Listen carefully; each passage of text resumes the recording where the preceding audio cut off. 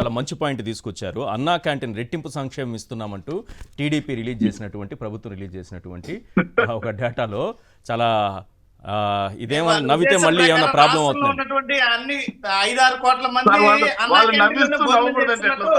భావించాల.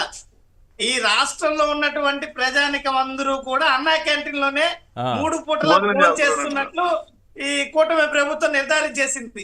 ఆ లెక్కన అందరికి ₹1,00,000 నెల లబ్ధి. ₹1,00,000 అదే రాశారు.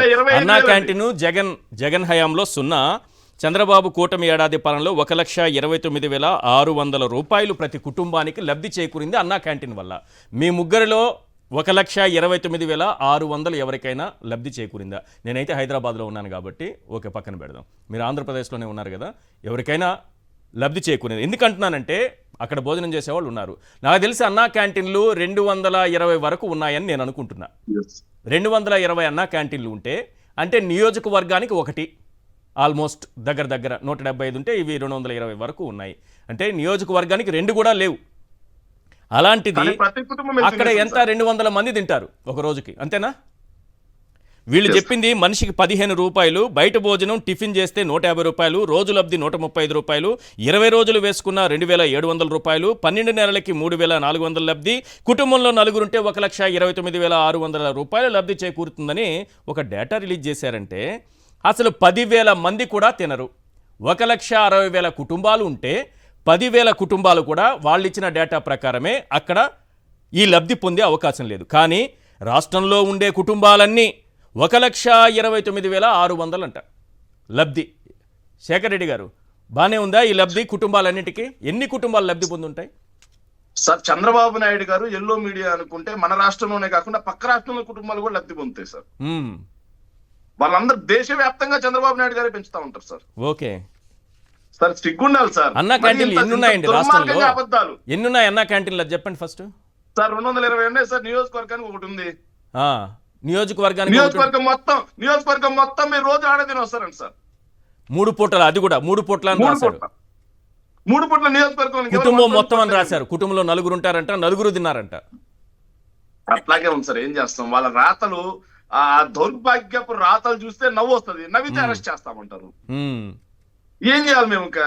సార్ నేను ఇంతకు ముందు ఒక మాట ఏదైతే దారా గోపి గారు మాట్లాడుతూ ఏదైతే ఫీజు రియంబర్స్మెంట్ గురించి మాట్లాడు సార్, నిజంగా దాని గురించి మాట్లాడారు సార్. రాష్ట్రంలో సార్ కూటమి ప్రభుత్వం 7,100 కోట్ల రూపాయల ఫీజు రియంబర్స్మెంట్ బకాయిలు ఉంటే వాళ్ళు బడ్జెట్ లో 2,600 కోట్లు పెట్టారు సార్. వాళ్ళు చెల్లించింది మాత్రం 700 కోట్లే sir. Okay, so fee reimbursement చెల్లించట్లేదు. ఫీజు రియంబర్స్మెంట్ కి అర్హులుగా ఉన్న వాళ్ళకి ఎవరైతే ఉంటారో వాళ్ళ కుటుంబంలో అమ్మఒడి లేదంట సార్. ఇది ఎక్కడ దుర్మార్గం? అదే విధంగా సార్ సర్పంచులకు 3,000 రూపాయలు జీతం సార్. సర్పంచుల ఇళ్లలో పిల్లలకి ఎవరికి కూడా ఫీజు రియంబర్స్మెంట్ లేదంట సార్. ఏంటి దుర్మార్గం? సో ప్రజలు కూడా ఆలోచన చేయాలి సార్. చివరిగా నిన్న వాళ్ళు విడుదల చేసిన దాంట్లో ఒకటి బాగా ఆసక్తికరమైన విషయం సార్. ఏదైతే బ్రహ్మానందం గారు చేసే కామెడీ కంటే బాగుంటుంది సార్. ఒక్క పాయింట్ మాట్లాడారు సార్. వాళ్ళు ఈ ఏడాదిలో తెచ్చిన కంపెనీస్ అంట సార్. పానాసోనిక్ అంట సార్, డైకిన్ అంట సార్, గ్రీన్ కో అంట సార్, ఎన్టీపీసీ అంట సార్, మల్టీరెక్ పార్క్ అంట సార్.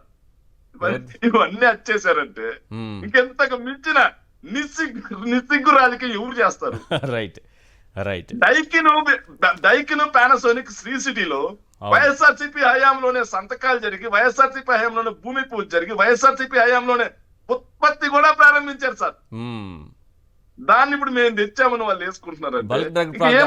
అంతే కదా, పోటీ పడి మరి తెస్తే ఆ రోజు అక్కడికి వస్తే కాలుష్యం ఎక్కువైపోతుందని చంద్రబాబు నాయుడు గారు లేఖలు రాయించారు కదా కేంద్రానికి. రానికుండా కుట్రలు చేశారు. లెటర్ రాయించి కుట్రలు రాయిస్తారు సార్. ఇప్పుడు మాత్రం మేము తెచ్చామని డప్పు కొట్టుకుంటారు సార్. అవును సార్, వీళ్ళు బీపీసీఎల్ అని చెప్తున్నారు సార్. చివరిగా తెలియదు బీపీసీఎల్ అని చెప్తున్నారు కదా సార్. అవును, దానికి ఇంతవరకు అతిగతి లేదు సార్. కానీ వచ్చేసిందంట 1,00,000 మందికి ఉద్యోగాలు కూడా వచ్చేసాయండి సార్. రైట్, అతిగతి లేదు. రైట్, ఇంకో టాపిక్ లోకి వెళ్దాము. చాలా ముఖ్యమైన టాపిక్ గమనిస్తా ఉన్నారు సార్. వీళ్ళ జిమ్మిక్ రాజకీయం మొత్తం కూడా రాష్ట్ర ప్రజలు గమనిస్తున్నారు. ముక్త కంఠంతో వాళ్ళు వ్యతిరేకత చెప్పినప్పుడు వీళ్ళ జిమ్మిక్ రాజకీయాలు మొత్తం రాష్ట్రం నుంచి తరిమివేయబడతాయి సార్. రైట్.